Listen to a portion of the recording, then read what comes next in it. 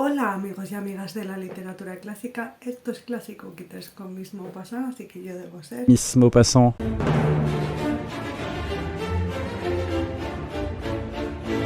Hoy os traigo la primera parte del último audiolibro por las celebraciones del 5º aniversario del canal.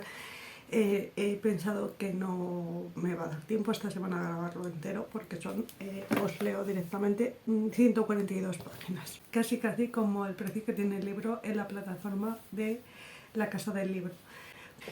Entonces, no os voy a contar más del audiolibro, porque durante toda la semana ya he hablado bastante de esta pequeña novelita de Balzac, que no sé si es una joyita porque he llegado hasta la página 15. No os voy a mentir. Es la segunda intentona de grabar este audiolibro, que la primera vez me fue fatal y pues he tenido que borrar todo y volver a empezar. Os iba a traer un book tag hoy, exactamente hoy, es retrospectivo de los 5 años del canal, pero me parecía que si hacía el book tag retrospectivo y luego el audiolibro del Lirio del Valle iba a ser súper monotemático, las celebraciones del 5º aniversario, que nos íbamos a raspar todos, incluida yo, y por eso he decidido que, mira, os hago el retrospectivo de los 6 años, el año que viene, si sigo por aquí, y ya está. Entonces, sin más dilación, voy a empezar a leeros El Lirio del Valle de Balzac. A Monsieur Jean-Acquart de la Real Academia de Medicina. Querido doctor, este libro es una de las mejores piedras del edificio literario que he construido laboriosa y lentamente. Al encabezarlo con su nombre, lo hago para dar un testimonio de gratitud al hombre que me salvó de la muerte y para dar una prueba de cariño al amigo de siempre, Balzac. A la señora condesa de Manerville. No puedo dejar de complacerte. La mujer a la que amamos, aunque ella no nos ame, como nosotros a ella, tiene por privilegio el trastornar nuestro juicio. Por no ver fruncirse su frente o porque desaparezca la más mínima tristeza, somos capaces de derramar nuestra sangre y de ofrendarla nuestro porvenir. Si deseas conocer la historia de mi vida, yo te la voy a relatar, aunque su relato me haya costado el vencer no pocas repugnancias. Dices que te llena de cólera mi silencio, que mis desvaríos te causan recelo. Natalia. Mi carácter contradictorio debía bastarte para formar un juicio, sin dirigirme preguntas mortificantes. ¿Hay en tu vida algún secreto que para ser perdonado exija el conocimiento de los míos? Natalia, lo has adivinado. Por tanto, prefiero confesártelo todo. En mi vida, tan pronto como se la evoca, aparece un fantasma, y en lo profundo de mi alma existen dolorosos recuerdos que suben a la superficie como las algas marinas que viven en el fondo del océano y son arrojadas a la playa por las tempestades. En mi confesión, tal vez encuentres relámpagos que te llenan. No olvides que si lo hago es por obedecerte y no castigues mi obediencia con tu cólera. Dios quiera que mis confidencias aumenten tus ternuras. Hasta esta noche, Natalia. Tuyo para siempre, Félix. ¿Qué poeta escribiría la más conmovedora elegía?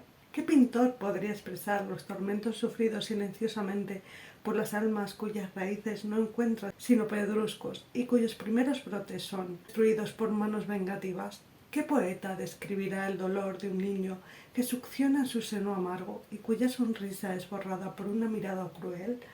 La ficción que éste representase sería la historia de mi juventud. Si yo era recién nacido, ¿cómo podía herir ninguna vanidad? ¿Qué desgracia nutría el desvío de mi madre? ¿Era yo acaso hijo del pecado? Criado en el campo por una nodriza, al regresar a los 3 años a la casa paterna, era tan mal mirado que excitaba la compasión. Recuerdo que a mis 3 hermanos les agradaba hacerme sufrir. Existe en la infancia un pacto por el cual los niños ocultan las travesuras de sus compañeros, pero este pacto a mí no me alcanzó nunca. Por el contrario, muchas veces fui castigado por ajenas culpas. El servilismo en germen les aconsejó que contribuyeran a las persecuciones que hacia mí veían en mi madre. Me hallaba huérfano de todo afecto, y sin embargo mi temperamento era cariñoso. Los sufrimientos continuos a muchos hombres los degradan, convirtiéndolos en esclavos. A mí, la injusticia prolongada me acostumbró a ejercitar una fuerza moral y predispuso mi alma a la resistencia. Esperaba siempre un nuevo dolor, como los mártires esperan un nuevo golpe. Todo mi ser expresaba una sombría resignación que ahuyentó de mí los dones y las gracias infantiles. Esta actitud fue juzgada como síntoma de idiotez. lo que confirmaba los horrorosos pronósticos de mi madre. La injusticia, en vez de rebajarme, me hizo altivo. Abandonado por mi madre, no por eso dejaba de ser objeto de su preocupación, pues solía hablar de mi instrucción y mostraba deseos de ocuparse de ella. Me hacía sufrir el pensamiento de que esto me obligaría a pasar muchos ratos a su lado.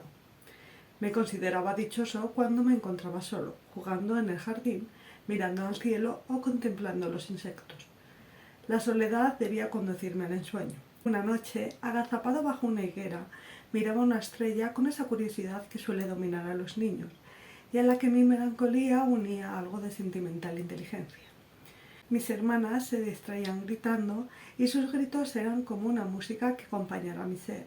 Cuando la noche llegó, cesó el ruido y mi madre se dio cuenta de mi ausencia. El aya Carolina trató de disculparse diciendo que yo tenía horror en la casa, que yo no era imbécil, sino hipócrita, y que en mí alentaba el deseo de fugarme porque no había un chico de peores inclinaciones. Hizo como que me buscaba. Llamó y le respondí. Se acercó a la higuera donde estaba seguro de encontrarme, pero no miró. Luego me preguntó: «¿Qué hacía usted ahí?» «Estaba mirando una estrella», le dije. «Eso no es cierto», dijo mi madre llegando. «Tú no sabes astronomía». «Señora», dijo el aya, «lo que ha hecho es abrir la llave del depósito. Todo el jardín está convertido en un charco». Eran mis hermanas las que habían abierto el grifo. Me acusaron de haber sido yo y, como negara, me tildaron de embustero. Imaginaron un castigo horrible, el de reírse de mi amor a las estrellas. Luego me prohibieron que bajara al jardín durante las noches. No hay cosa que avive un deseo como una prohibición injusta. La contemplación de la estrella me atrajo varios castigos y, como no podía dar cuenta a nadie de mis infortunios, tomaba a la estrella por confidente. Cuando fui al colegio, continué contemplándola. Mi hermano Carlos, que tiene 5 años más que yo, era un hermoso niño. Era el favorito de mis padres y la esperanza de la familia. Él tenía un preceptor. A mí, a los 5 años, me llevaron a un colegio de la ciudad donde iba a buscarme a la noche el ayuda de cámara. Iba a la ciudad con un cestito escasamente provisto, mientras mis compañeros llevaban abundantes provisiones. Esta disparidad entre mi pobreza de víveres y su riqueza me causó disgustos. Las salchichas de Tous constituían la base del alimento que tomábamos al mediodía. Es un manjar poco aristocrático y, de no haber ido al colegio, no las hubiera visto nunca servidas en mi mesa. A mí las salchichas me inspiraron un gran deseo. Los niños adivinaban los deseos en las miradas y yo me convertí en la burla de los colegiales. La mayoría de mis compañeros pertenecían a la clase media y me mostraban su pan y sus chicharrones, preguntándome si sabía dónde los fabricaban y quiénes los vendían. Registraban mi cesta y, al no hallar en ella más que queso o frutas secas, me interrogaban sobre si no teníamos dinero para comprar otras cosas. El contraste entre mis desdichas y la felicidad ajena ahogó mi juventud y marchitó mis rosas más frescas. La primera vez que me ofrecieron el deseado fiambre y alargué la mano para recogerlo, el que me lo ofrecía retiró la suya y se fue a reír en un grupo de burlones. Para evitar la humillación apelé a las riñas, y la desesperación me dio un valor que me hizo temible. Esta actitud me acarreó el odio de todos y me entregó a las venganzas de los traidores. Una tarde, a la salida del colegio, me golpearon con un pañuelo lleno de piedras. El ayuda de cámara me defendió, pero contó el caso a mi madre y ésta dijo: «Este chico nos está dando siempre disgustos». Como hallara en el colegio la misma repulsión que en mi familia, me produjo una gran desconfianza en mí mismo. El profesor, que me veía siempre sombrío, confirmó las sospechas de mi familia acerca de mi supuesto mal carácter. Cuando ya supe leer y escribir, mi madre me envió a Pont-le-Voy, a una escuela dirigida por los padres del oratorio, que recibían a niños pequeñitos en una clase que llamaban los de no latines.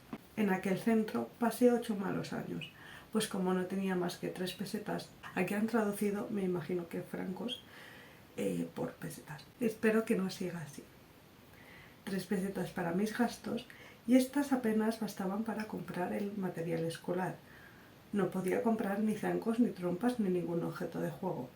Así, mientras los demás chicos jugaban, yo permanecía leyendo. En la distribución de premios que se hizo después de mi ingreso, obtuve 2. Pero al ir a recibirlos al teatro, vi que las familias de todos los colegiales, menos la mía, ocupaban la sala. Por la noche quemé en la estufa mis coronas. Los padres de los alumnos pasaban en la ciudad en la semana de ejercicios que precedían a la distribución de premios, por lo que mis compañeros salían todos los días mientras yo me quedaba con los de otra mar. Llamaban así a los muchachos que tenían sus padres en colonias. El día en el que me acusé de haber maldecido mi existencia, el confesor me señaló el cielo. Después de mi primera comunión, animado por una ardiente fe, me entregué a la plegaria y rogué a Dios que renovase en mi favor los milagros que yo había leído en el martirologio. El éxtasis me proporcionó inefables sueños que enriquecieron mi inteligencia y fortificaron mi ternura. Los ángeles dieron a mis ojos la facultad de ver el interior de las cosas. Mis visiones de niño han encendido en mi alma el fuego de la inspiración. Juzgó mi padre que la enseñanza que yo estaba recibiendo era muy limitada y me envió a París a un instituto situado en el Marais. Me destinaron al tercer curso. Los mismos dolores que había sufrido en mi hogar y en las dos escuelas me esperaban, aunque de forma distinta, en el Instituto Lepitre.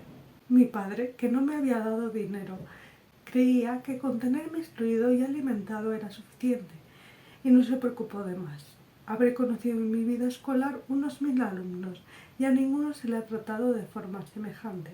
El señor Lepitre, partidario acérrimo de los Borbones, había tenido relación política con mi padre en la época en la que algunos monárquicos furibundos habían pretendido sacar a María Antonieta de la prisión del Temple. El señor Lepitre subsanó el olvido de mi padre señalándome una cantidad mezquina todos los meses.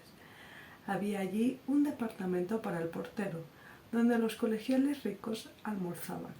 El señor Lepitre parecía ignorar el comercio de aquel modesto funcionario, llamado Doisy, que era todo un contrabandista, al que los alumnos mimaban porque era cómplice de nuestros extravíos e intermediario de los escolares con los vendedores de libros prohibidos. Desayunar una taza de café con leche era en aquella época un lujo, dado los precios que rigieron para los artículos coloniales en el imperio de Napoleón. Pero si para los padres era un lujo, para nosotros era una vanidad, y Doisy nos abría crédito, en la suposición de que todos tendríamos familiares que pagasen nuestras deudas. Yo resistí durante mucho tiempo, pero no podía, siendo tan niño, resistir la tentación y ver con indiferencia la mirada de desprecio de los otros. Cuando finalizaba el segundo año, mis padres fueron a París. Su llegada me la anunció mi hermano, que, aunque vivía en la capital, no me había hecho ninguna visita. Mis hermanas le acompañarían. Iríamos al Palais Royal y al Teatro Francés. Yo sentí ese viento de tempestad de los que están acostumbrados a la desgracia. Tendría que confesar a mi padre que había hecho con Doisy una deuda de 100 francos, pues ya el portero me amenazaba con darle a él la cuenta personalmente si no le pagaba. Tomé a mi hermano por intermediario con mis padres. Mi padre se sintió inclinado a la indiligencia, pero mi madre se mostró inexorable. Si a los 17 años cometía aquellas calaveradas, ¿qué sería de mí más adelante? ¿Era yo su hijo? Tal vez me habría propuesto arruinar a la familia. La carrera que había elegido Carlos necesitaba una consignación independiente, que mi hermano merecía merced a su ejemplar conducta. Mis hermanas necesitarían dote para casarse, y además el café y el azúcar no son precisos para la alimentación. Después de aquel torrente de insultos, mi hermano me llevó de nuevo al colegio y se me aguaron las fiestas. Esa fue la acogida que me hizo mi madre después de 12 años de separación. Cuando terminé de estudiar humanidades, mi padre encargó al señor Lepitre que me enseñara matemáticas y me hiciera cursar el primer año de leyes. Me quedé en París sin dinero. El señor Lepitre me hacía ir a la escuela de Derecho acompañado por un criado que me dejaba en el aula y que iba a recogerme cuando terminaba la clase. Los colegiales piensan secretamente en el amor. En París, en aquella época, estaba de moda el Palais Royal, que era una especie de Eldorado del amor por el que, por las noches, corría el oro. Allí se aclaraban todas las dudas y podía saciar su curiosidad la juventud ansiosa de placeres. Todas las tentativas que hice para satisfacer esta curiosidad se vieron frustradas. Mi padre me había presentado en casa de una de mis tías y allí iba yo a comer jueves y domingos, conducido por el señor Lepitre y su esposa, que en dichos días iban a dar un paseo y me recogían al regreso. La señora marquesa de Listemer era vieja como una catedral, muy ceremoniosa, pero a la que nunca se le ocurrió ofrecerme un escudo. A su casa iban nobles apergaminados. Allí nadie me hablaba, y yo no me atrevía a dirigir la palabra a nadie. Esta indiferencia me dio alas un día para, cuando terminó la comida, volar al templo del placer, seguro de que nadie se apercibiría de mi ausencia, pues cuando mi tía empezaba a jugar al whist, no fijaba en mí su atención, pero al llegar al portal vi detenido el coche del señor Lepitre, quien se apresuró a llamarme. Un día se presentó mi madre inoportunamente. Napoleón se jugaba la última carta, y mi padre, previendo la restauración de los Borbones, iba a prevenir a mi hermano, que pertenecía a la diplomacia imperial. Habíamos dejado ya Tours, pues mi madre me había sacado de París, que creían muy amenazado los que se ocupaban de política. Mi madre me trató lo más fríamente que se puede imaginar. A cada relevo de caballo yo pretendía hablarle, pero su mirada fría me dejaba paralizado. En Orleans, al ir a acostarse, reprochó mi silencio, y entonces me arrojé a sus pies y le abrí mi corazón con un acento que hubiera conmovido a la madrastra más desnaturalizada. Pero mi madre me dijo que estaba representando una comedia. Al llegar a casa, mis hermanas no manifestaron tenerme ningún cariño, aunque más adelante, por comparación, me pareciesen afectuosas. Para conocer su corazón, tuve que observar a mi madre. Tenía yo entonces 20 años, y me convencí de que era una señora fría y egoísta, y que la impertinencia constituía el armazón de su carácter. No hablaba más que de deberes, y únicamente mi hermano mayor había conquistado lo poco de amor maternal que había en ella. Nos mortificaba con constantes ironías. Desesperado, me recluí en la biblioteca de mi padre y me entregué por completo a la lectura. Así logré espaciar mis entrevistas con ella, pero mi ruina moral fue completa. Algunas veces mi hermana mayor, que fue luego esposa del marqués de Listemer, procuraba consolarme, pero en aquella época mi mayor deseo era la muerte. Agitaron por entonces a Francia grandes acontecimientos. El duque de Angulema salió de Burdeos para reunirse en París con Luis XVIII. La vieja Francia acogió con júbilo la restauración borbónica. La Turena se hallaba delirante por la vuelta a la legitimidad, los balcones adornados y un entusiasmo que se me contagió y me hizo tener el deseo de ir al baile que daba el príncipe. Se lo dije a mi madre, que se hallaba enferma, para poder ir a la fiesta, y me contestó irónicamente que ya había pensado en ello, puesto que mi hermano estaba fuera y la familia necesitaba ser representada. Iría yo al baile. Mis hermanas me dijeron que mi madre había llamado a su costurera y que, sin decirme nada, me habían hecho un frac azul. Me compraron medias de seda y escarpines nuevos. Por primera vez tuve camisa con chorreras. En la fiesta hubo mucho entusiasmo. Los turenenses vitorearon a la Restauración, a los Borbones y al duque de Angulema, de la misma forma que más tarde había de vitorear París el regreso de Napoleón de la isla de Elba. Como mi timidez me impedía sacar a bailar a ninguna muchacha, y además tenía miedo de que mi torpeza me descompusiese la figura, fui a sentarme en el extremo de una banqueta, donde estuve algún tiempo con los ojos fijos. Una dama se sentó a mi lado. Percibí un perfume femenino. La miré, y su hermosura me deslumbró más de lo que me había deslumbrado la fiesta. Mis ojos se fijaron en la blancura de sus hombros, blancura ligeramente rosada, como si aquella fuera la primera vez que se mostraban desnudos y esto les diera rubor. Hombros que tenían un brillo de seda y que estaban separados por una línea que mi mirada recorrió. Me alcé ligeramente para ver su escote y quedé fascinado ante un pecho que se hallaba pudorosamente cubierto con una gasa, pero cuyos senos se hallaban velados por encaje. Los detalles más nimios de su cabeza me hicieron soñar con placeres innumerables. Los cabellos se ondulaban sobre su cuello de niña. Entre las líneas blancas que en ellos trazaba el peine, mi imaginación se perdió como entre senderos. perdí el juicio. Cerciorándome antes de que nadie podía verme, me lancé a aquella espalda como un niño de pecho se abalanza al seno de su madre y la besé en los hombros, queriendo aplacar con la frescura de su sangre el fuego que sentía yo en las entrañas. La dama lanzó un grito que fue sofocado por el ruido de la música. Se volvió y me dijo ofendida: «¡Caballero!». Me quedé mudo ante aquella mirada colérica, ante aquella cabeza coronada por una cabellera negra que formaba contraste con la blancura de los hombros. Antes de llegar al castillo de Fraspel, dirigí la mirada hacia Clochebourg y vi una barca amarrada a un fresno que el agua balanceaba. Era el señor de Morsauf, que la utilizaba para salir a pescar. «Bueno», me dijo el señor de Chessel cuando ya nos habíamos alejado lo bastante para que nadie pudiera oírnos, «me parece que no necesito preguntarle si ha encontrado usted los bellos hombros que andaba buscando. Además, debo felicitarle por la favorable acogida que ha dispensado el señor Morsauf». Estas palabras pusieron de nuevo en pie mi corazón. No había abierto los labios desde que habíamos salido de Clochebourg, y el señor de Chessel debía atribuir mi silencio a la felicidad que seguramente disfrutaba. En su rostro enrojecido por la vergüenza leí el perdón de la mujer que comprende el entusiasmo cuando es ella misma la que lo inspira. Se alejó con ademanes de reina ofendida. Yo me di cuenta de lo ridículo de mi situación. Disfrazado como un mono, me avergoncé, pero al mismo tiempo me quedé saboreando la fruta que había hurtado, pues todavía conservaba en mis labios el calor de la carne que había respirado. Seguí con la vista a aquella mujer, que me pareció descendida del cielo. Vencido por aquella sensación nueva, que era fiebre carnal en mi corazón, entré en la sala de baile, que para mí fue lo mismo que si se encontrara desierta, porque no vi en ella a mi dulce desconocida.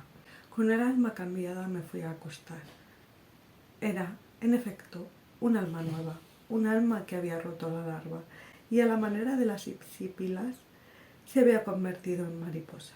Algo como si, caída de las altas esferas donde yo, cuando era niño, la admiraba, las estrellas se hubiesen convertido en mujer. Amaba sin saber aún lo que era el amor. Es sorprendente la primera irrupción de este sentimiento en la vida del hombre. En los salones de mi tía había visto algunas jovencitas bellas, pero ninguna me había impresionado. Será precisamente una conjunción de astros, una hora especial, una reunión de circunstancias determinadas para que una pasión surja en un momento en el que el sexo reclama su preeminencia. Porque mi amada viviese en Turena, el cielo me parecía más azul y respiraba el aire con delicia. Si me trastorné mentalmente, también físicamente me puse enfermo, hasta el punto de que, en los temores de mi madre, hubo no poco de remordimiento. Me acurrucaba en un rincón del jardín para pensar en el beso que había robado. A mi madre dejó de remorderle muy pronto la conciencia y achacó mi malestar a las crisis naturales que sufren los jóvenes. Decidió mandarme al campo, que es la gran panacea para curar las enfermedades que se desconocen, y el sitio elegido fue el castillo de Fraspel, situado en la orilla del Indre, en casa de unos amigos suyos a quienes dio secretas instrucciones. Al verme en el campo, me di cuenta de que tan recto me había lanzado al camino del amor que desconocía el nombre de mi amada. ¿Cómo llamarla? ¿Dónde encontrarla? ¿Y con quién hablar de ella? Mi timidez hacía aún más complicado mi mal de amor, haciéndome empezar por la melancolía, que suele ser por lo que los demás amores terminan. Con la audacia con la que la juventud planea, me propuse ir recorriendo uno por uno todos los castillos de Turena y preguntar en cada torre: ¿es aquí? La mañana de un jueves salí de Tours, atravesé el puente del Salvador y cogí el camino de Chinon.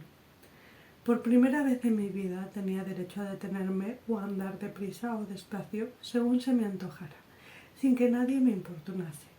Para un joven dominado por el despotismo, el uso de la libertad, aunque sea una cosa insignificante, proporciona cierta satisfacción. Aquel día fue para mí encantador. Los paseos de mi niñez no me habían alejado más de una legua de la ciudad, y en París no contemplé nunca la belleza del campo. Aunque aquella belleza campesina fuese nueva para mí, no dejaba yo de ser exigente, como ocurre aquel que, aunque no conoce una cosa, se ha formado de antemano su ideal. Para ir al castillo de Frapel se acorta camino pasando por las llamadas Landas de Carlomagno, tierras situadas en la planicie que separa las aguas del Cher y las del Indre. Estas landas terminan en un sitio encantador que me inspiró un sentido de voluptuosidad preparado por la monotonía de las tierras arenosas que acababa de atravesar.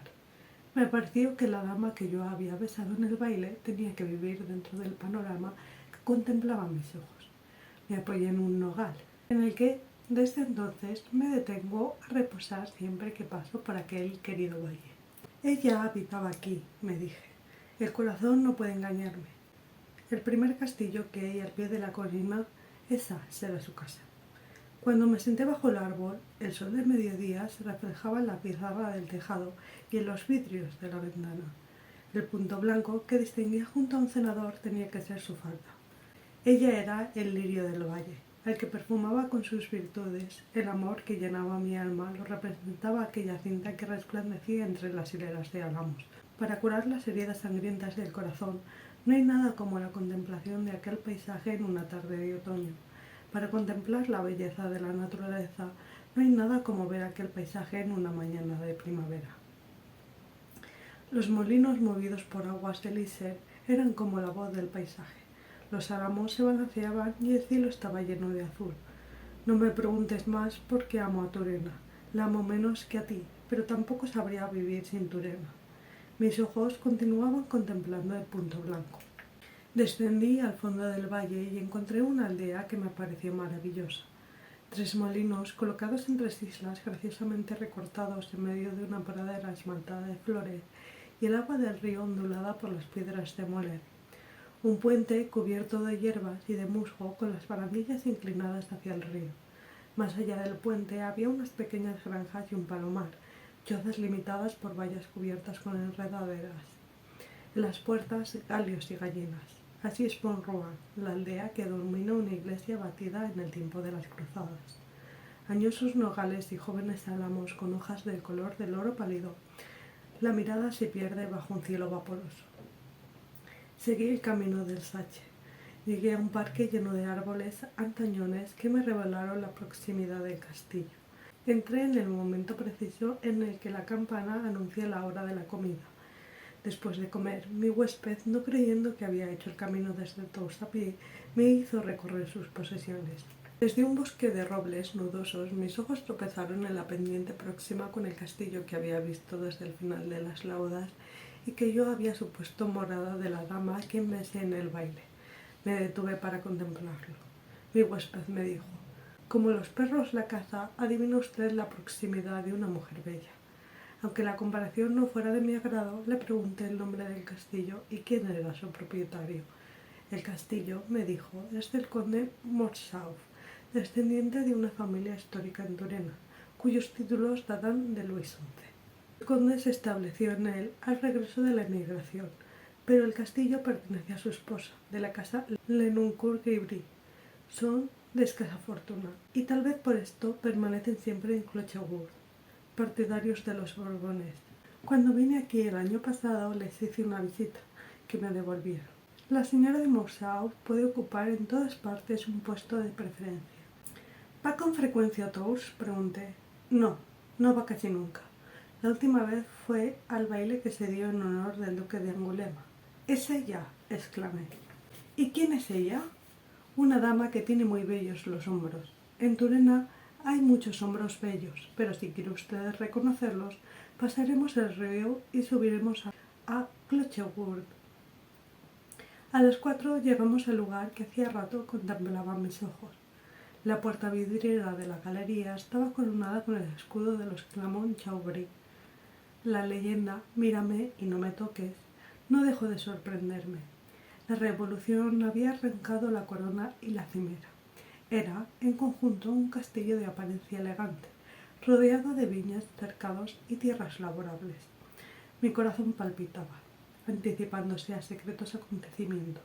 Yo respiraba con la fricción con la que lo hacen los animales cuando presienten el buen tiempo. Me parecía que la naturaleza se vestía con las mejores galas, como la mujer que sale al encuentro de su amado. Mi huésped y yo atravesamos el primer patio. Ladró el perro, y advertido por sus ladridos, salió uno de los sirvientes, por el cual supimos que el señor conde había salido para asar aquella mañana, y que no podría tardar mucho en regresar. Yo temí que mi huésped no quisiera ver a la señora en ausencia de su esposo, y temblé, pero él desvaneció mi inquietud haciendo al criado que nos anunciase. Penetramos en la antesala. Enseguida oímos una voz dulce que decía: «Entren ustedes, señores». Yo reconocí inmediatamente aquella voz, aunque en toda mi vida no la hubiera oído pronunciar más que una sola palabra. Tuve miedo de que me reconociera, y hasta pensé en huir, pero no tuve tiempo, porque la condesa acababa de aparecer y nuestras miradas se encontraron. No sé cuál de los dos se puso más encarnado. Se turbó ella tanto que no pudo hablar. El criado nos acercó 2 sillas. La condesa se sentó ante el bastidor de bordar y preguntó al señor de Chessel a qué feliz circunstancia obedecía nuestra visita. Mi huésped dijo a la condesa que yo me encontraba desde hacía pocos meses en Tours, donde mis padres me habían llevado cuando París estuvo amenazado por la guerra. Estábamos un poco cansados y habíamos entrado a descansar en el castillo. Aquello era verdad, pero la dama debió sospechar que no lo era, pues me miró de una manera tan fría que me hizo bajar los ojos, mitad por una especie de humillación y mitad porque las lágrimas pugnaban por asomarse en ellos. Ella se dio cuenta de mi turbación y entonces se mostró amable, ofreciéndome lo que me hiciera falta. Yo me ruboricé profundamente y le di las gracias por sus amabilidades. La condesa se dirigió a su vecino y le preguntó: ¿me concederán ustedes el honor de comer en Clochegourde? Aunque la fórmula requiriese una negativa, yo dirigí a mi protector una mirada tan suplicante que éste accedió a que nos quedáramos. A la noche, cuando regresábamos, me extrañó oír decir a mi huésped: acepté la invitación para evitarle a usted un disgusto, pero si no arregla las cosas, tal vez me malquiste con mis vecinos. Había dicho que si no arreglaba yo las cosas, y estas palabras me hicieron reflexionar durante mucho tiempo. Si yo le era agradable a la señora de Morcerf, ésta no debía odiar al que me había llevado a su casa. La condesa, después de aceptada la invitación, habló del país y de la agricultura, conversación en la que yo no tomé parte. Me arrellané en una butaca y me dejé mecer por la voz de la dama. El aliento de su espíritu se desarrollaba entre las sílabas, como los sonidos de una flauta se repliegan entre los orificios, ondulando en el oído de quien los escucha. Su forma de pronunciar la I me parecía el encanto de los pájaros. La ch en sus labios parecía una caricia y la T era como el latido de mi corazón. De esta manera prolongaba sin saberlo el sentido de las palabras. Su risa era como el canto de la golondrina, su queja como la del cisne llamando a su hembra. Pude examinarla merced a la poca atención que me dispensaba. Mi mirada la acariciaba, rodeaba su talle, besaba sus pies y se deslizaba entre sus cabellos. Tenía el temor de que me sorprendiera con la vista fija en el lugar de sus hombros que yo había besado, y por otra parte este temor espoleaba mi curiosidad. Miré. Mis ojos rasgaron la tela y volví a ver la mosca ahogada en la leche que era su lunar. Podría describir los rasgos de su rostro. El dibujo más perfecto no puede dar idea de su belleza. Tendría los cabellos finos y abundantes, la frente encorvada, los ojos verdes, de mirada triste, pero cuando hablaba de sus hijos se le escapaban efusiones de alegría. Lanzaban relámpagos de luz. Tenía una manera de mirar que hacía bajar la vista a los más osados. La condesa era fuerte, pero su fortaleza no aminoraba su gracia ni privaba de redondez a sus formas. Sus músculos se dibujaban suaves, sus brazos eran hermosos, sus manos largas como las de una estatua griega y con dedos afilados. Las uñas son rosadas, de curvatura suave. No te molestes por esta afirmación mía, porque tú eres la excepción, pero el talle recto aventaja al redondo. El redondo es indicio de fuerza, y las mujeres que lo poseen son más altivas, más voluptuosas que las tiernas. El talle recto, por el contrario, designa abnegación, ternura, melancolía. Ya sabes, pues, cómo era aquella mujer. Tenía pies aristocráticos, pies que andan poco y enseguida se fatigan. Su aspecto revelaba sencillez. ¿Recuerdas el silvestre aroma del brezo? Compáralo con aquella dama y podrás saber cómo la condesa era lejos de la sociedad. Su cuerpo tenía la frescura de la flor recién arrancada. Era a la vez niña por el sentimiento y grave por el dolor. Su coquetería se había transformado en sueño. Hacía soñar, en lugar de inspirar amantes atenciones. A veces se le escapaban sonrisas alegres que la sepultaban bajo el continente severo que le había impuesto la vida.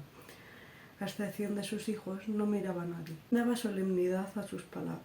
Aquel día vestía un traje de color rosa, un cuello blanco y cinturón, y bolitas negras. Un peine de concha sostenía sus cabellos. Clochegor tenía el sello de la distinción inglesa. El salón se hallaba ensamblado y pintado de gris. La chimenea tenía por adorno un reloj dentro de una vitrina de caoba y dos búcaros de porcelana blanca con filete de oro. Sobre la consola había un quinqué y frente a la chimenea veíase un juego de chaqueta. Esta sencillez no estaba desprovista de suntuosidad. Desde las ventanas del salón se podían contemplar las colinas donde se alzaba Pont Royal hasta el castillo de Azay, siguiendo las anfractuosidades recortadas por la torre de Fraspel, la iglesia, la aldea y el castillo de Saché. Aquellos reposados panoramas transmiten al alma su serenidad. Si yo hubiese visto allí por primera vez a la condesa, rodeada de su esposo y de sus hijos, en vez de encontrarla en el baile dado en honor del duque de Angulema, es seguro que no le hubiera dado aquel beso, cuyo remordimiento me asaltaba entonces, por considerar que comprometía enormemente el porvenir de mi amor. Yo sentía deseos de arrojarme a sus pies, de bañarlos con mis lágrimas y lanzarme después al Indre, pero después de aspirar el fresco jazmín de su rostro, el alma abrigaba esperanzas de humanas voluptuosidades. Deseaba continuar viviendo, con la esperanza del placer, como el salvaje espera el momento de la venganza. Si la condesa me hubiera pedido la flor que canta, yo hubiera acometido toda imaginable empresa para llevarle la flor. Cuando salí del sueño que la contemplación de mi ídolo me había producido, oí que hablaba del conde. Entonces pensé que una mujer solo puede pertenecer a su marido, y este pensamiento me hizo daño. Experimenté deseos de conocer al dueño de aquel tesoro, y me sentí dominado a la vez por el miedo y por el odio. Un odio que no admitía obstáculos, porque los medía sin temor, y un miedo vago y real, miedo al combate y a su término. «Ya ha llegado mi esposo», dijo la condesa. Al oír esta palabra me alcé, sin poderlo evitar, sobre mis piernas.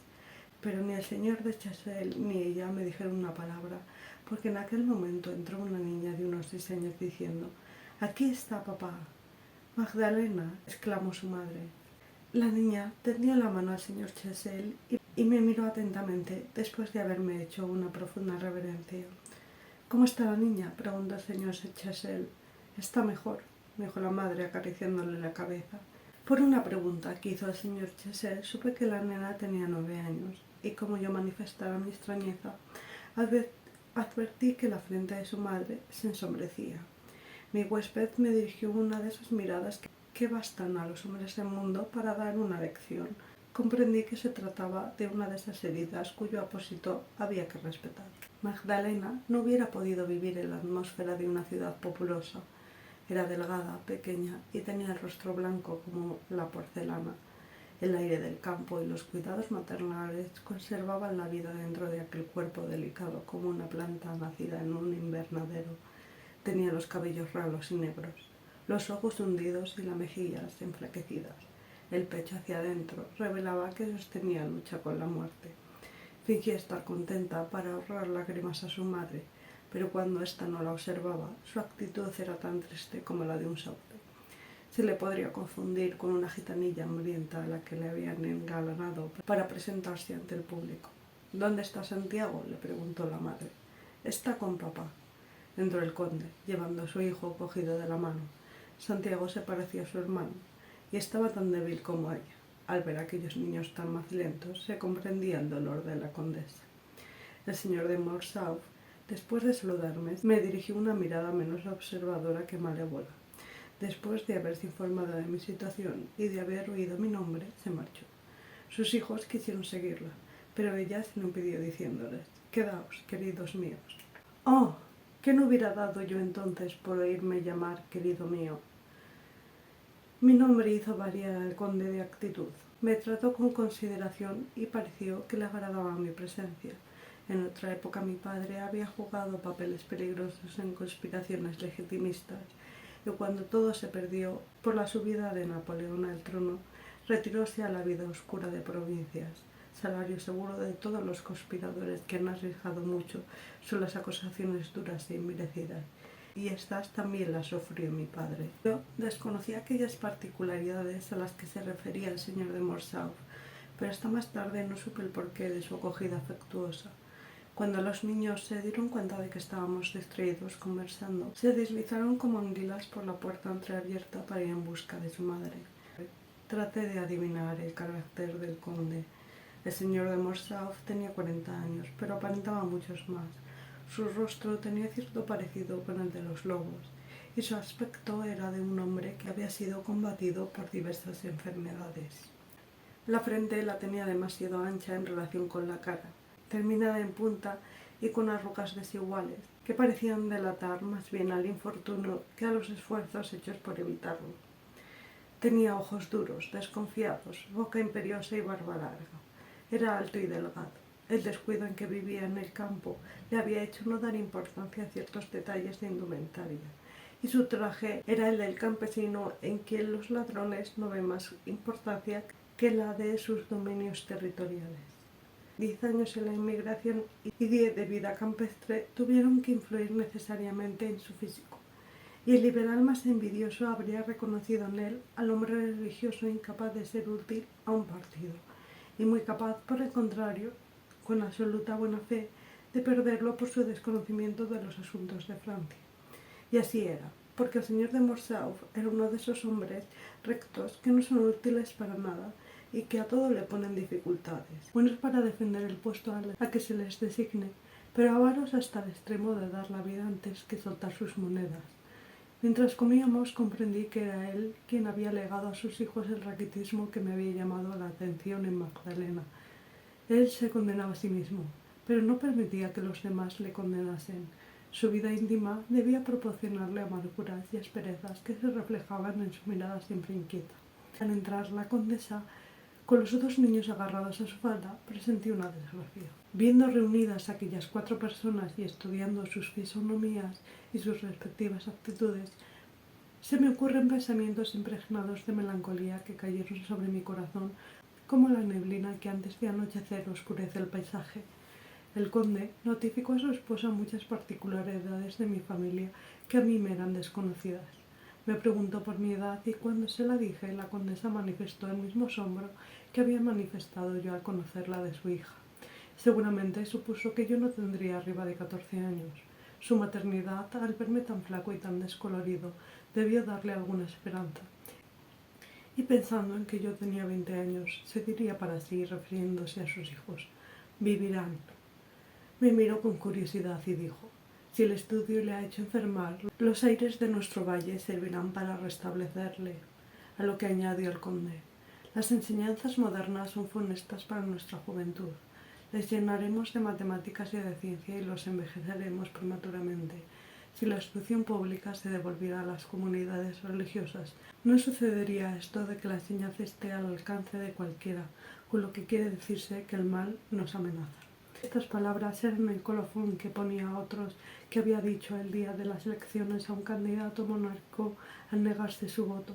Desconfío de los hombres de talento. Quiso que diéramos una vuelta por el jardín, pero su mujer le objetó que yo tenía que estar cansado, porque había ido desde Tours a pie, y el señor de Chessel, sin saberlo, me había hecho dar un largo paseo. Cuando se reanudó la conversación, no tuvo inconveniente en reconocer que su monarquismo era de una feroz intransigencia, y que en efecto era difícil de navegar en aquellas aguas sin tropezar con los escollos. Un criado anunció la comida. El señor de Chessel ofreció su brazo a la condesa y el conde se cogió con familiaridad al mío para entrar en el comedor. La pieza no carecía de elegancia. La mesa, si bien no era demasiado lujosa, se encontraba muy bien servida. El placer que en aquellos momentos experimentaba me impedía ver las dificultades que la vida ponía entre ella y yo. Estaba a su derecha y gozaba de la felicidad incomparable de servirla de beber. Pensaba en que su vestido me tocaba, en que comía su pan, en que mi vida, en cierto modo, se mezclaba con la suya. Y por último, en que estábamos unidos por aquel beso terrible, que era la manera de un secreto que nos inspiraba una vergüenza común. Me decidí a cometer una bajeza heroica. Me dediqué a complacer al conde. El amor tiene su intuición, como la tiene el genio, y comprendí que para echar abajo mis esperanzas no tenía más que mostrarme descortés o pedante. Terminó la comida. A mí aquellos momentos me produjeron una de las satisfacciones mayores. El amor tiene también su pubertad y durante esta se basta a sí mismo, por eso no me dolió la frialdad de la condesa. Y el resto del tiempo a mí se me antojó que era un sueño delicioso que tuvo fin cuando, en la noche clara y a la luz de la luna, atravesé el Indre entre las sombras flotantes sobre los prados, oyendo el croar de las ranas, que desde aquel día escucho con complacencia. Jamás dispensó a nadie una acogida tan afectuosa. Yo mismo estoy asombrado de ello, murmuré, comprendiendo que una interna amargura había dictado la frase de mi huésped. Mi inexperiencia no me permitía adivinar la causa de aquella amargura, pero me sorprendió por lo menos su expresión. Mi huésped se llamaba de apellido Durán y había incurrido en la fatuidad de renegar del apellido paterno para coger el de Chessel, que era el de su esposa, perteneciente a una antigua familia de magistrados. Su padre se había enriquecido durante la Revolución y al señor Durán le pareció que su apellido desentonaba con su fortuna. Un príncipe había dicho estas palabras: el señor Chessel se manifiesta demasiado Durán, y esta frase había recorrido toda Tolena, y fue para él causa de pesar. El señor de Chessel había tenido en su carrera política éxitos y fracasos.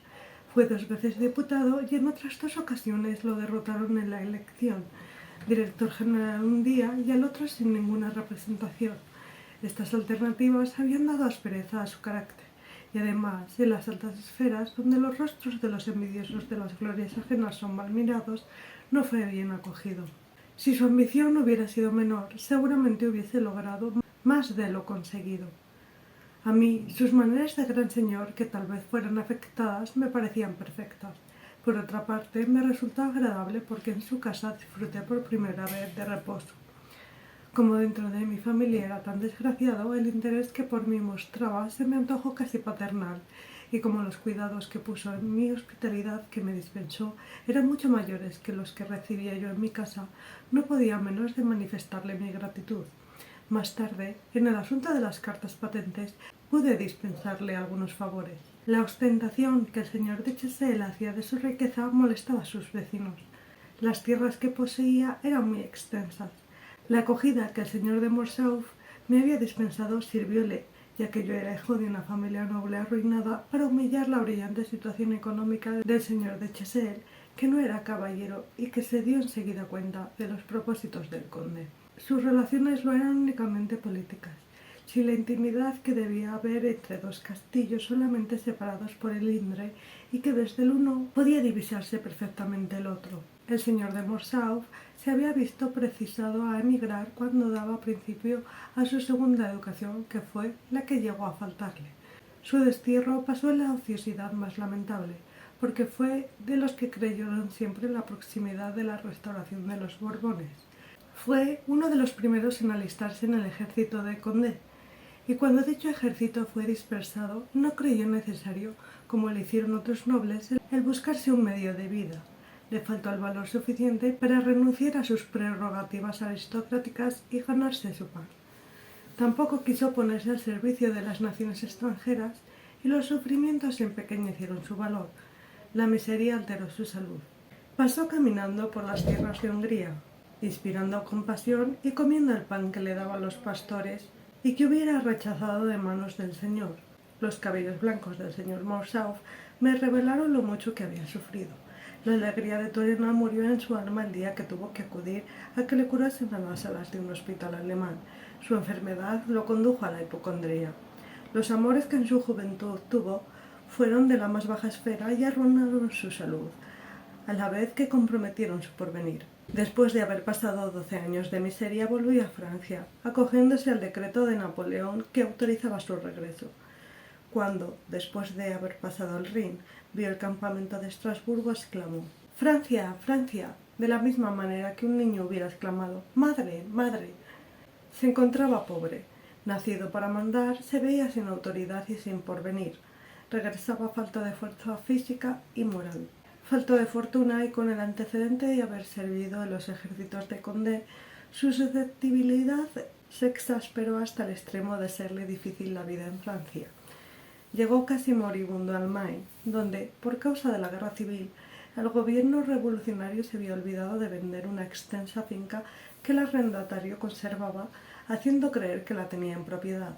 Cuando la familia Lenoncourt, que residía en Givry, que era un dominio próximo a la finca condal, se enteró de la llegada del conde, puso a su disposición un apartamento para que lo habitase mientras se disponía la finca de su propiedad. La familia Lenoncourt se mostró generosa con el repatriado en los meses que vivió con ellos. Los Lenoncourt habían tenido pérdidas de gran consideración y el señor Morcerf era para su hija un partido aceptable. La señorita Lenoncourt no solo no rechazó al conde, sino que hasta parecía aceptarle con alegría, tal vez porque este matrimonio le permitiera vivir junto a su tía, la duquesa de Verneuil, que era para ella como una segunda madre. La señora de Verneuil formaba parte de una sociedad religiosa cuya alma era un individuo nacido en Turena, apellidado Saint-Martin, a quien se conocía por el apodo de filósofo desconocido y cuyos discípulos practicaban las virtudes que él les aconsejaba.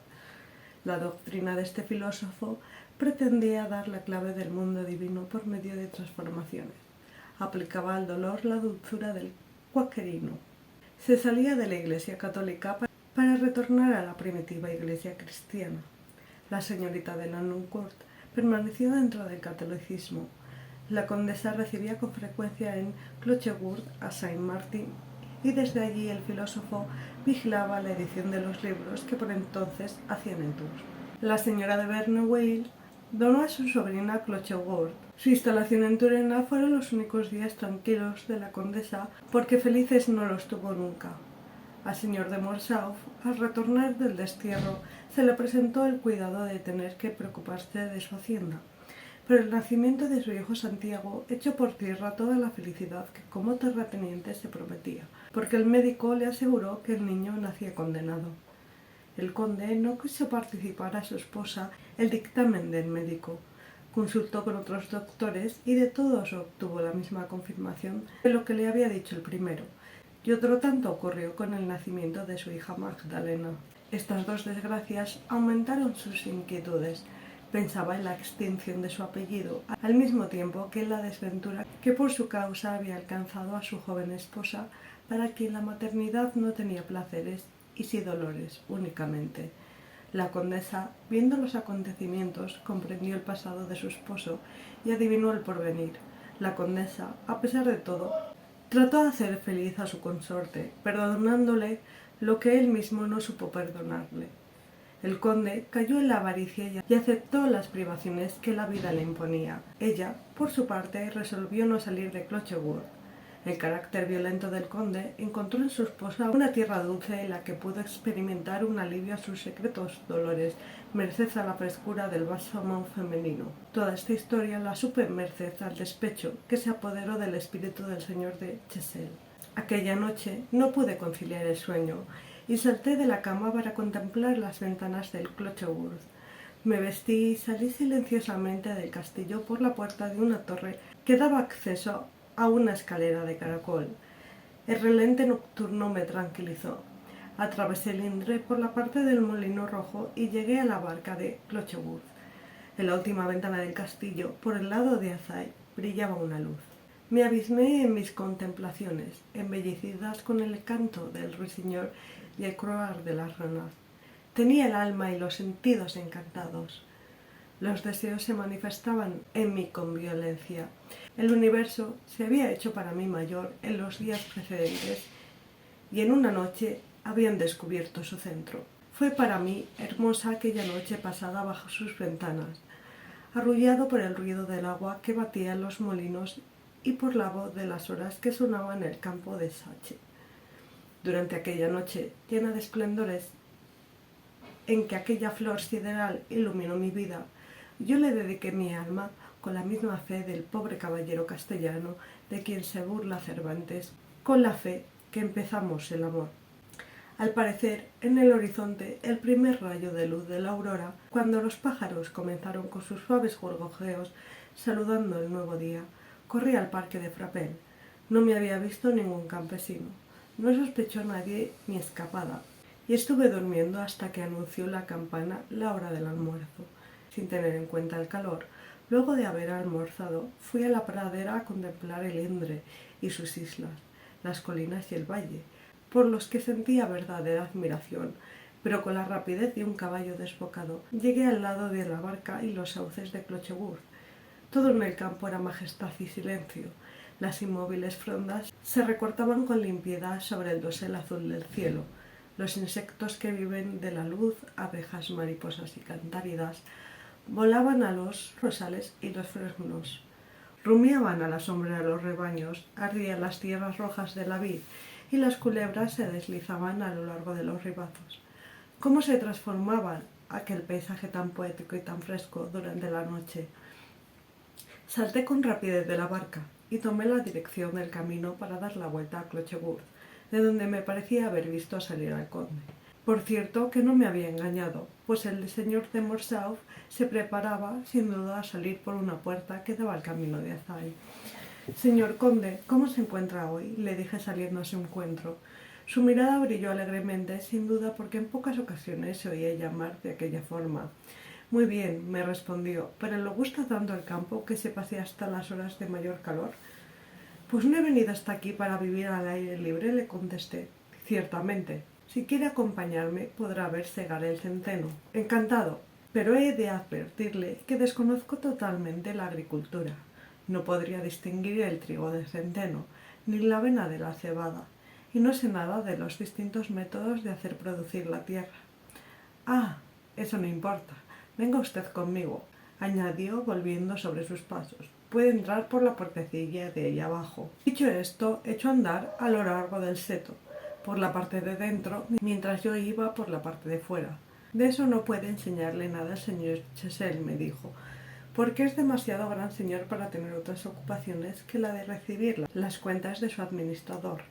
Luego me llevó a ver los patios y las dependencias, las huertas y los jardines de recreo, y por último me llevó hacia la larga avenida de acacias y naranjos de China, los cuales se hallaban besados por el río, y donde pude distinguir sentada en un banco a la señora de Morcerf, que se hallaba acompañada de sus hijos.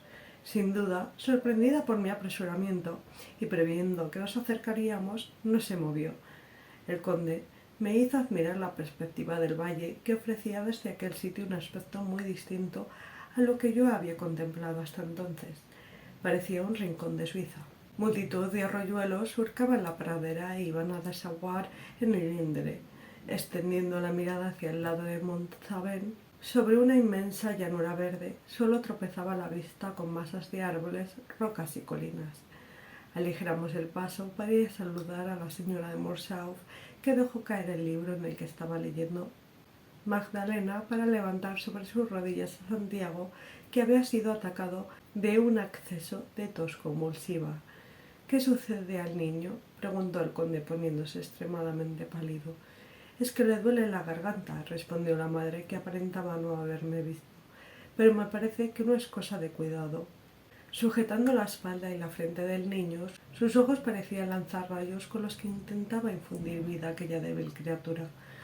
«Has cometido una imprudencia increíble», respondió con aspereza el conde, exponiéndole a la humedad del río y sentándole sobre un banco de piedra. «Pero si el banco estaba abrasando, papá», exclamó Magdalena. «Se ahogaban arriba», añadió en tono de disculpa la condesa. «Siempre quieren tener razón las señoras», respondió mirándome el conde. Para no tener necesidad de aprobar o reprobar con la mirada, miraba a Santiago, que se quejaba de ardor en la garganta y a quien la madre se llevó consigo. Cuando se alejaba, aún pude oír al conde, que decía: «Cuando se han engendrado niños tan delicados es necesario saber cuidarlos». Todo aquello que estaba diciendo era injusto, pero necesitaba su amor propio justificarlo a costa de su esposa. La condesa subía con rapidez las rampas y la escalatina, y no tardó en hallarse tras la puerta-ventana. El conde se había sentado en el banco, con la cabeza inclinada y en actitud pensativa, y yo me hallaba en una situación violenta, pues ni me hablaba ni me miraba. Ya era imposible el paseo en el que yo pensaba intimar con la condesa. En mi vida he pasado un cuarto de hora más terrible que el de entonces. Gruesas gotas de sudor bañaron mi frente, y no sabía si marcharme de allí o permanecer esperando. ¿Qué pensamientos tan tristes asaltarían al señor de Morcerf para que se olvidara de ir a ver a Santiago? De pronto se levantó, se acercó a mí para que nos volviéramos a contemplar el risueño valle. ¿Quiere que dejemos para otra ocasión nuestro paseo, señor conde?, pregunté. Todo lo contrario. Vamos a salir, me respondió. Por desgracia, estoy acostumbrado a presenciar semejantes crisis con lo contento que daría mi vida para conservar la de ese niño. Santiago está mejor y se ha dormido, se oyó decir a una voz argentina. En el extremo de la avenida apareció de pronto la señora de Morcerf. Se acercó alegremente y me dijo al responder a mi saludo: «Parece que le agrada Clochegourde». «¿Te parece bien, querida, que tome el caballo y vaya en busca del señor Deslandes?», preguntó el conde, queriendo hacerse perdonar sus injustas palabras. «No tienes por qué molestarte», contestó la condesa, «porque el niño tiene más que sueño, porque en toda la noche no ha dormido. El pobre es muy nervioso. Casi toda la noche tuve que pasarla contándole cuentos para que se durmiera, porque había tenido una pesadilla. Su tos es simplemente nerviosa. Ha tomado una pastilla de goma y se ha quedado dormido». «Pobre esposa mía», dijo el conde estrechándole las manos. «Yo no sabía nada». «No te preocupes por esas pequeñeces. Puedes ir a ver los centenos. Ya sabes que si no estás allí, los segadores dejarán que el campo entre las espigadoras extranjeras antes de que retire los haces». «Yo, señora, voy a empezar mi primer curso de agricultura», le dije. «Lleva usted un buen profesor», me respondió, haciendo alusión al conde, que agradeció sonriendo la fineza. Habían pasado 2 meses cuando supe que aquella noche había pasado terribles angustias, temiendo que su hijo padeciera el garrotillo. Mientras tanto, yo me hallaba en la barca, mecido por pensamientos amorosos, pensando que me divisaría desde su ventana, adorando la luz de la bujía que alumbraba su frente, arrugada por terribles alarmas. El Krupp estaba haciendo por entonces atroces estragos en Tours. Cuando salimos, el conde me decía con voz conmovida: «Mi esposa es un ángel». Esta frase me llenó de vacilaciones. Solo conocía superficialmente aquella familia, y el remordimiento me hacía pensar: «No debes pensar en turbar la paz de un honrado hogar». El señor de Morcerf se hallaba feliz por tener de oyente a un joven del que podía alcanzar fáciles triunfos. Me habló del porvenir que la restauración de la monarquía borbónica preparaba a Francia. Después, en cambio, dijo verdaderas niñerías que llegaron a sorprenderme grandemente. No conocía hechos de evidencia manifiesta. Temía a las gentes instruidas, negaba en absoluto las superioridades, se burlaba, acaso con razón, de los progresos, y por fin acabé por reconocer en él gran cantidad de fibras dolorosas que me hacían tomar infinitas precauciones para no herirle, por lo que resultaba trabajoso conversar con él. Cuando llegué a comprender sus defectos, me sometí a ellos, con la misma flexibilidad que empleaba la condesa en acariciarle.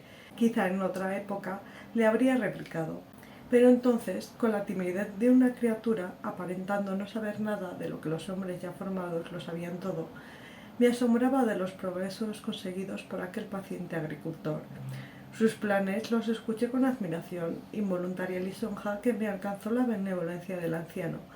Envidié aquella tierra, aquel paraíso terrestre, su posición, y le aseguró que Clochegourde era muy superior a Fraspel. Fraspel, le dije, es un trozo macizo de plata, pero en cambio Clochegourde es una joya llena de preciosas piedras. Esta frase la repitió con frecuencia citando el nombre del autor. Antes de que nosotros llegáramos, esto era un yermo, me dijo. Yo escuchaba con atención cuando hablaba de sus siembras y recolecciones. Desconocedor en absoluto de los trabajos agrícolas, no dejaba de preguntarle sobre los precios de los productos y de los medios de explotación, pues me parecía que le regocijaba cuando me hacía conocer aquellos detalles. «¿Qué es lo que a usted le ha enseñado?», me preguntaba lleno de asombro. Al terminar aquel primer paseo, dijo el conde a su esposa: «Este joven es encantador». Escribí a mi madre aquella misma noche pidiéndole que me enviara ropa y haciéndole saber que estaba dispuesto a quedarme en Fraspel. Ignorante de la enorme revolución que ensangrentaba entonces las calles de la metrópoli y sin darme cuenta de la influencia que había de tener en mi destino, Creía volver a París para terminar mi carrera de Derecho, pero podía disponer todavía de 2 meses y medio, pues el curso no empezaba hasta primeros de noviembre. En los primeros días de mi estancia en Fraspel, procuré atraerme al conde, pero vanamente, pues llegué a descubrir en él una injustificada irascibilidad y una rápida reacción en los casos desesperados que llegaron a espantarme. En él había repentinos rasgos de valiente caballero del ejército de Condé y relámpagos de esas voluntades que, en graves circunstancias, pueden perjudicar todas las combinaciones políticas y que por azares del valor y rectitud llegan a hacer de un hombre destinado a vivir con nobleza un Bonchamp o un Charet. Pensando ciertas suposiciones, su nariz se contraía, se iluminaba su frente y sus ojos parecían lanzar rayos. Tuve miedo de que el conde me matara en un momento de celos si llegaba a ver el lenguaje mudo de mis ojos cuando yo miraba a la condesa.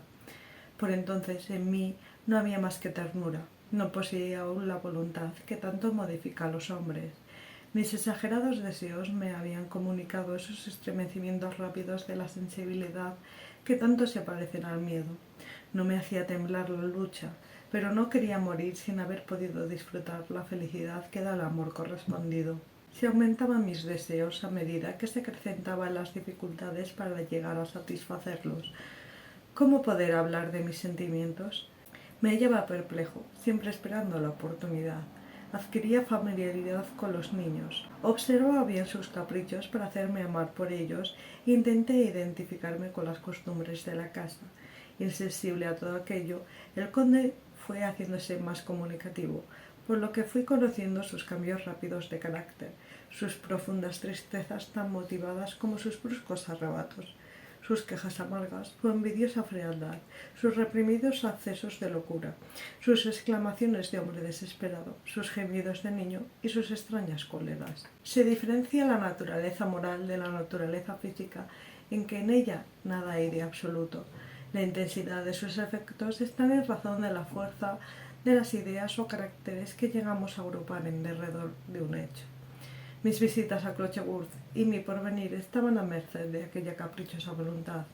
No podría expresar las angustias que a mi alma oprimían. Entonces, tan fácil de contraerse como de dilatarse, cuando al entrar me preguntaba a mí mismo ¿cómo será su recibimiento? Mi inquietud era horrible y continua, hasta que llegué a ser víctima del despotismo de aquel hombre. Comprendí los sufrimientos de la condesa por los míos propios. Empezamos cambiando miradas de inteligencia y algunas veces mis lágrimas corrieron al reprimir ella las suyas. La señora de Morcerf y yo nos probábamos así el dolor. Cuánto pude descubrir en aquellos primeros 40 días llenos de reales amarguras, de esperanzas y silenciosas alegrías. Encontré a la condesa pensativa una tarde ante una puesta de sol que enrojecía voluptuosamente las cintas de la montaña y dejaba ver el valle como un lecho, pero no podía por menos de hacer escuchar la voz del eterno cantar de los cantares con que invitaba la naturaleza a sus criaturas al amor. La joven se hallaba recobrando sus ilusiones perdidas. Comparaba secretamente algo. Su actitud me pareció muy propicia para poder oír una declaración de amor. Hay algunos días difíciles, le dije. Usted ha leído en mi alma, me respondió. Pero, ¿cómo? Tenemos tantos puntos de contacto, contesté. Ciertamente no nos hallamos entre el reducido número de privilegiadas criaturas para el dolor y el placer, cuyas sensibles cualidades brillan al unísono, produciendo grandes ecos interiores, y cuyo nerviosismo está en armonía constante con el principio de las cosas. Colocadas en un medio en que todo es disonancia, esas personas sufren horriblemente, como su placer se exalta cuando tropiezan sensaciones y personas que les son afines. Pero existe para nosotros un tercer estado, cuyas desgracias no las conocen más que las almas afectadas por la misma enfermedad, y entre las cuales existen fraternas comprensiones. Muy bien puede ocurrir no estar ni bien ni mal impresionados, pero entonces un órgano expresivo cualquiera se apasiona sin objeto y llega a lanzar sonidos inarmónicos, una especie de contradicción del alma que se revuelve contra la inutilidad de la nada. La sensibilidad se desborda y llega a ocasionar melancolías inexplicables que ni siquiera pueden revelarse en el confesionario. nuestros dolores comunes, ¿no he llegado a expresarlos? La condesa, sin separar la mirada del sol, que comenzaba a ocultarse, me respondió: ¿Cómo puede usted saber eso a su edad? ¿Es que acaso ha sido mujer? Oh, respondí, mi infancia ha sido algo parecido a una enfermedad. Está tosiendo Magdalena, dijo levantándose con rapidez.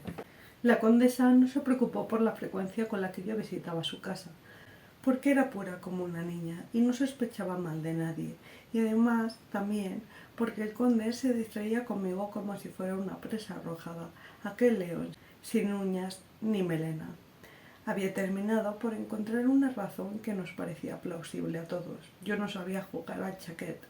El conde se propuso enseñarme y yo acepté.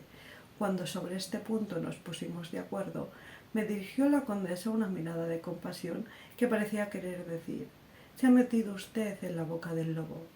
En un principio no lo comprendí, pero al tercer día ya sabía a lo que me había comprometido.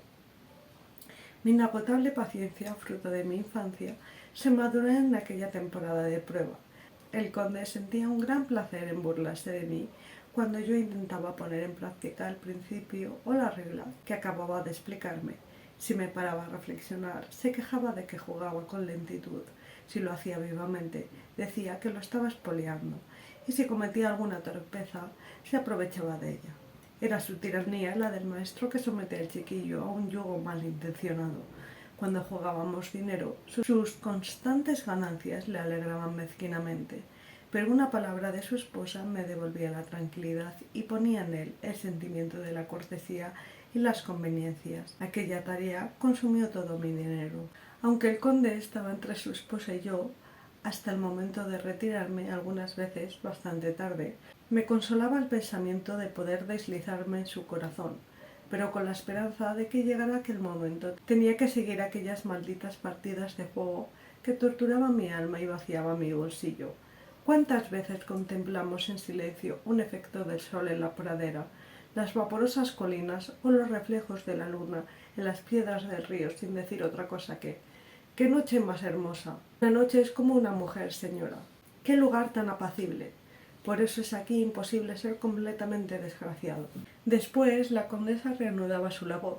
Yo adiviné que la conmovía un sentimiento y que este sentimiento pugnaba por manifestarse.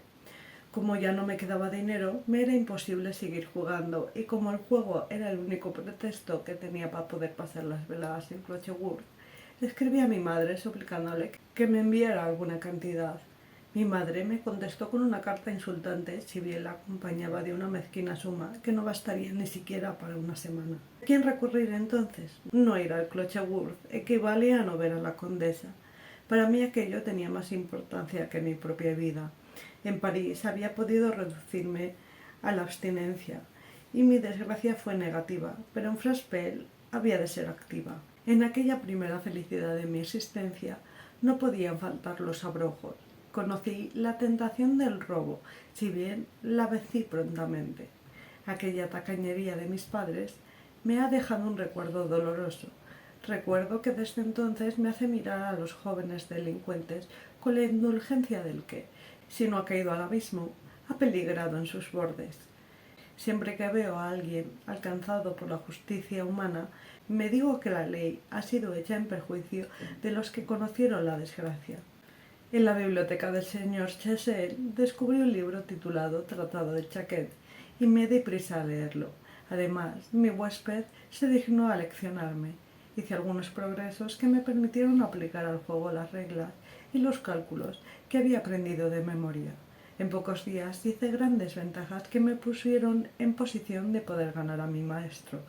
Cuando esto sucedía se ponía de pésimo humor, crispaba el rostro y fruncía las cejas. Quejábase de su mala suerte con la irritación de un niño y llegaba hasta morder el cubilete. Por fin pude poner término a estas escenas. Fue cuando adquirí sobre él una gran superioridad. Entonces conduje el juego a mi capricho. Hacía de manera que no ganáramos ni uno ni otro, dejándole llevar ventaja durante la primera mitad de la partida y nivelando la puntuación durante la segunda. Nada en el mundo le hubiera sorprendido tanto como aquella superioridad de su discípulo, si bien se negaba a reconocerla. Tengo la cabeza fatigada. Al final de la partida estoy ya cansado y por eso gana usted siempre. La condesa se dio cuenta de mi manera de jugar y esto quizá fue para ella un testimonio más de mi afán de permanecer en Clochegourde. Tuve la prueba de que así era, porque una noche la condesa me miró de la misma manera que solamente miraba a sus hijos. Esta fue para mí la prueba de su mudo agradecimiento. No puedo decir en qué estado de ánimo me separé de ella. Mi cuerpo había sido absorbido por mi alma. Me parecía que volaba, que no ponía los pies en el suelo. Aquella mirada había inundado mi espíritu de luz, como aquel adiós caballero hizo resonar en mi interior los más dulces cánticos religiosos. Me parecía que acababa de entrar en una vida nueva, ya que desde entonces significaba algo para ella. Al día siguiente me acogió afectuosamente. Aquel había de ser uno de los días más felices de mi existencia. Obedecí y pude deslizarme sin que el conde se diera cuenta de mi salida. Desde la terraza oía sus aullidos y sus voces, y en medio de aquella tempestad percibía igualmente la voz de su mujer, que se elevaba a veces como el canto del ruiseñor en la tormenta. Me pareció adivinar en el acento con que había hablado la condesa que ésta tenía intención de ir a reunirse conmigo. Transcurrió una hora. De pronto oí el ruido de sus pasos. Mi corazón latió más deprisa. El señor de Morcerf está dormido, me dijo. Cuando le dan estos accesos le doy una infusión de adormideras y este remedio produce siempre sus beneficios. Cambiando de tono, añadió: Caballero, por una casualidad dolorosa se ha enterado usted de secretos que nosotros guardábamos.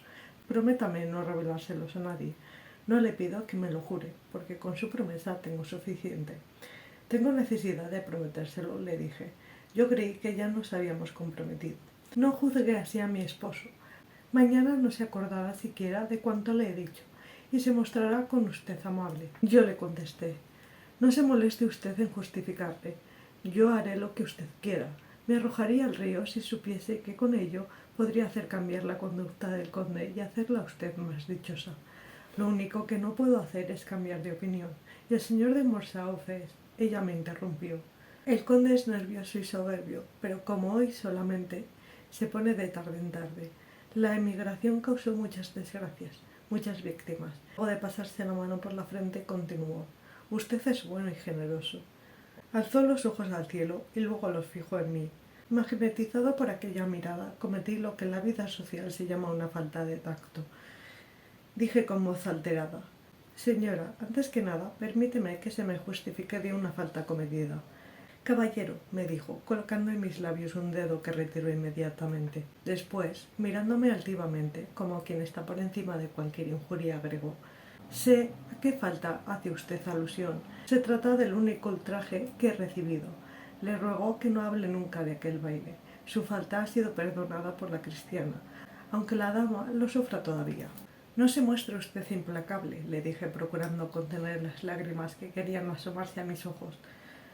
Debo ser severa, puesto que soy débil, me respondió.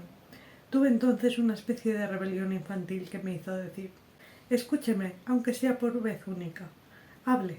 Entonces me di cuenta de que aquel era un momento culminante de mi vida, y le dije que cuantas mujeres había visto hasta entonces, antes y después del baile, todas me habían resultado indiferentes, pero que al verla a ella, un frenesí me había arrebatado y que el corazón lleno de deseos vence cualquier obstáculo que se le interponga. Menos el desprecio, me dijo ella. ¿Me despreció usted?, le pregunté. No hablemos de ello. Por el contrario, le dije, hablemos. Se trata de un secreto, del de toda mi vida ignorado, que usted debe conocer para que yo no muera de desesperación. Inmediatamente comencé a referirle mi vida, con la vehemencia del joven cuyas heridas sangran, y cuando, abrumado por el peso de mis sufrimientos, esperaba que aquella dama contestase, su mirada iluminó los espacios con una sola frase. A pesar de que frase termina con 2 puntos, la frase no está, no la esperéis. Después de comer, fuimos hasta una llanura en la que crecían algunos robles junto a arbustos espinosos y matorrales. Un musgo enrojecido por el sol poniente se extendía entre las piedras. Magdalena andaba cogida de mi mano y la condesa daba el brazo a su hijo. Nos precedía el conde. Este, de pronto, golpeó el suelo con un bastón y dijo: así es mi vida. Pero como al volverse viera el rostro de su esposa, rectificó: así era mi vida antes de haberos conocido. Era una rectificación tardía. La condesa se había puesto pálida. Yo intervine para decir: ¿qué perfumes campestres más incomparables los de este lugar? Lo que a usted le parece tierra baldía, si la llanura fuera mía, se convertiría en fuentes de grandes tesoros, al que habría que unir el de su vecindad. ¿Con qué dinero podría comprarse este panorama magnífico, este río que ondula entre fresnos y sauces? Para usted esta tierra es baldía, para mí es el cielo. Églogas, dijo él, no es este el lugar adecuado para un noble como usted. Después de una pausa añadió: ¿no oyen ustedes las campanas de Azay? Yo las oigo. La señora de Morcerf me miró y lejita me apretó el brazo. ¿Quiere usted que vayamos a echar una partida? El ruido de los dados le impedirá oír el de las campanas. Regresamos a Clochegourde. El conde se quejaba de dolores que no podía precisar. Cuando llegamos al castillo, el conde se sumergió en un sillón, con la mirada absorta, y su esposa, que conocía la manifestación de aquel mal, sabía prever los accesos y callaba. Yo callé también, esperando que ella me indicara que me marchase. Pero si no lo hizo, fue pensando que la partida de chaquet pudiera distraer al conde. Era cosa fácil obligarle a que jugara, precisamente porque hallaba en ello su mayor entretenimiento. Se hacía semejante a un niño caprichoso que cuanto más desea una cosa, más se la hace ofrecer y aparenta desdeñarla más. Cuando pasó el acceso, le propuse que jugáramos la partida. Ya es tarde, dijo. Además, jugando me aburro. Me vi obligado a suplicarle que no desatendiera mi enseñanza en aquel juego tan fácil de olvidar si se abandona, y le decidí a jugar, o sea que le decidí a lo que yo ya estaba decidido. Se quejaba de dolores que no le permitían calcular bien. La señora se fue a acostar a sus hijos, dejándonos solos. Durante su ausencia dejé que el señor Morcerf me sacara ventaja. Pareció como que se inundaba de felicidad.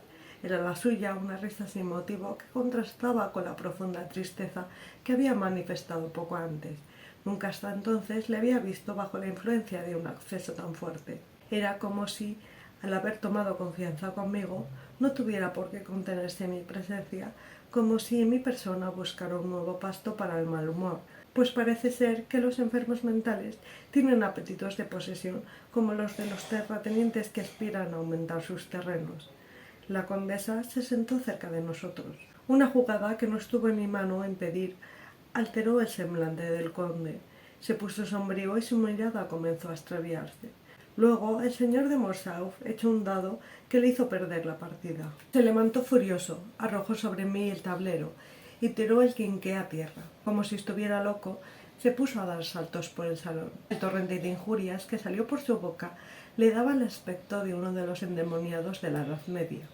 La condesa me estrechó la mano y me dijo: «Vaya usted al jardín». «Mi infancia fue igual que la suya», dijo, dejándome ver en su rostro la aureola del martirio.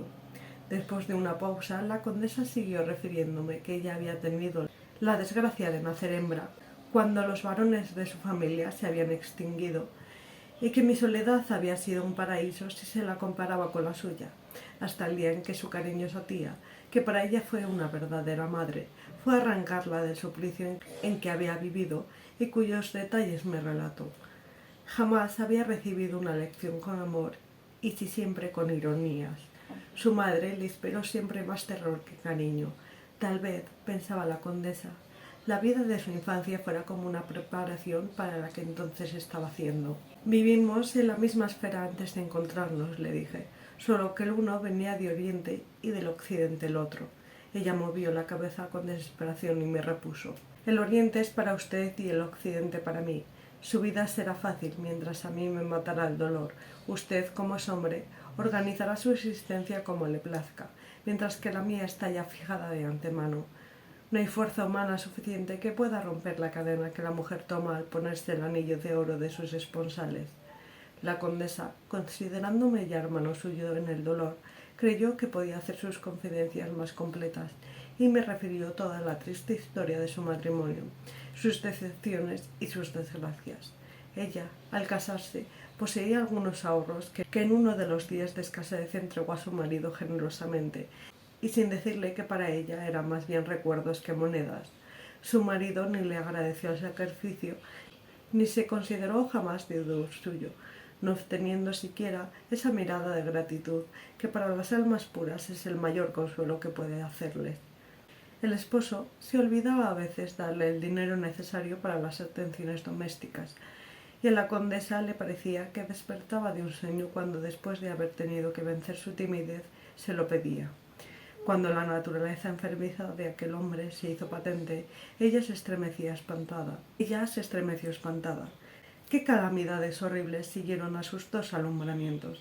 ¿Y qué terror no experimentó ante el aspecto de aquellas dos criaturas que llegaban al mundo medio muertas? Tuvo valor para decirse que ella les daría la vida que les faltaba. Luego, de nuevo, la desesperación al encontrar el obstáculo principalmente en su corazón y en la mano que debían socorrerla.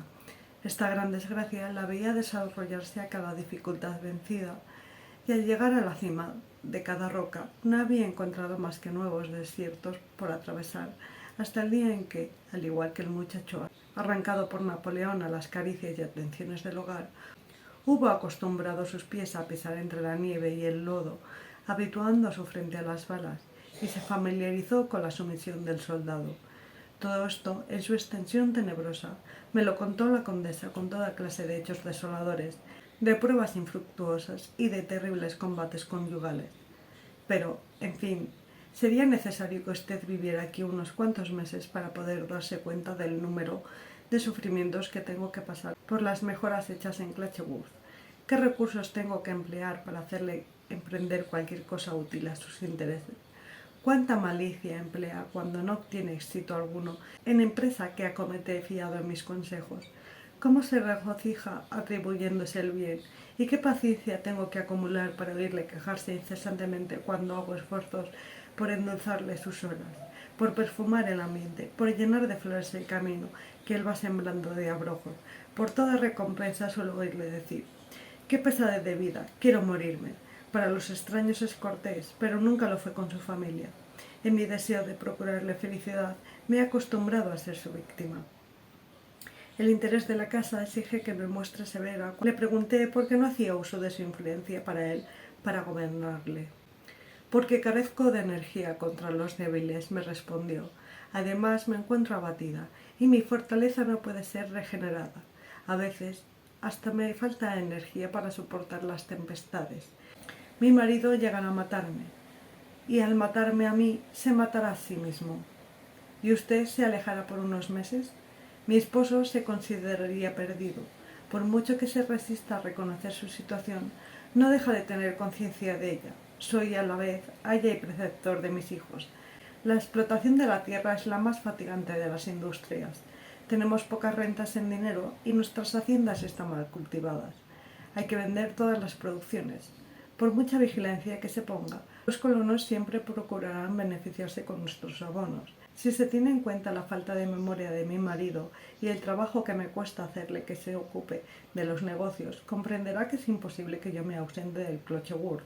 Estoy sujeta al castillo como si me hubiera atado con una cadena. Si yo me fuese, ningún criado duraría una semana. Este es el secreto de mi vida, que usted no debe divulgar. A precio de su silencio puede usted venir a Clatchworth siempre que quiera. Pero yo nunca he sufrido como usted, le dije, y ella respondió: «Esta confidencia sirve para mostrarle a usted la vida tal como es.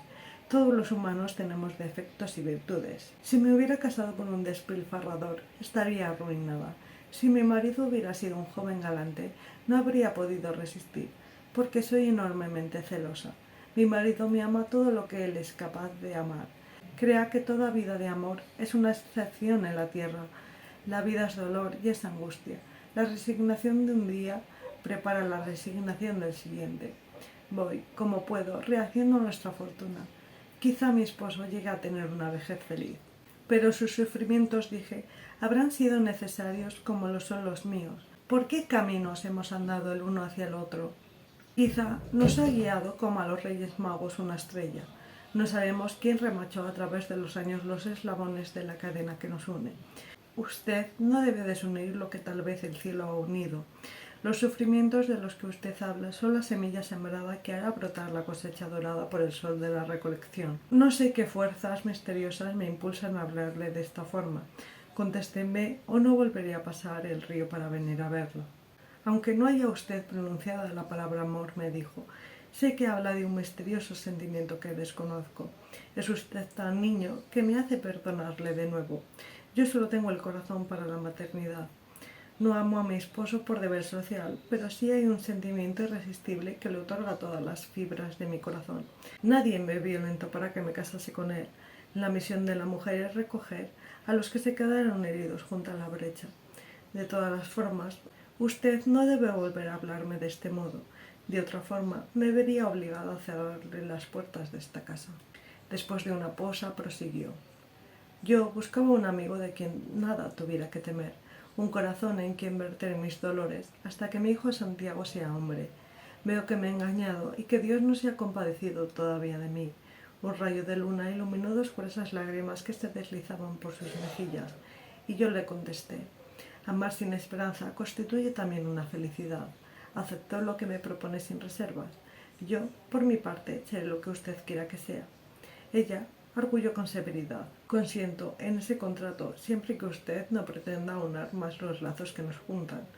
Y como yo hiciera un gesto, agregó. ¿Empieza usted con desconfianza? No, le dije. Empiezo con alegría. Como el sentimiento que nos une es único, quiero para mí también un nombre único de usted. El señor de Morcerf me llama Blanca. Una sola persona en el mundo, mi difunta tía, me llamaba Enriqueta. Para usted seré Enriqueta también. Le cogí una mano y se la besé. Ella me la abandonó confiadamente. Después se apoyó en una balaustrada y miró al río. No ha obrado usted cuerdamente, me dijo, apurando toda la copa de un solo sorbo, en ponerse con el primer salto al final del camino. Hizo una pausa pequeña y agregó, no venga usted en algún tiempo al castillo. Mi marido es leal y altivo. El domingo próximo irá a buscarle y agradecerá el que usted le haya tratado como hombre que es responsable de sus acciones y de sus palabras. 5 días sin verla, no me hablé con tanta pasión. Intenté besarle la mano y ella pareció vacilar. Por fin me la abandonó diciendo, no lo tome usted más que cuando yo se la ofrezca. Se lo ruego. Dimos 2 vueltas en silencio a la terraza y luego me dijo en tono imperativo, es tarde, váyase. Adiós, le respondí. Me abrió la puertecilla baja y salí. Cuando ya me marchaba, me abandonó la mano de nuevo diciéndome, verdaderamente se ha portado usted bien esta noche. Besé la mano que se me ofrecía y cuando alcé los ojos vi que en los suyos había lágrimas. Retorné a Fraspel. Volviendo la cabeza a cada paso, experimentaba un gran placer al ver que ante mí se abría un porvenir de ternura. Todos los sentimientos nobles se dejaban oír en mi interior con voces confusas. Antes de encerrarme en mi alcoba, quise contemplar aquel cielo azul que tantos beneficios me otorgaba. ¿Cómo se parecía grande aquella mujer con su manera de olvidarse de sí misma para ocuparse únicamente de los débiles? Estaba tranquila y severa al mismo tiempo sobre la pira del martirio. Admiraba la belleza de su rostro y la de su alma, y de pronto di una interpretación a sus palabras que me hizo admirarla aún más. ¿Desearía tal vez encontrar en mí lo que su familia había encontrado en ella?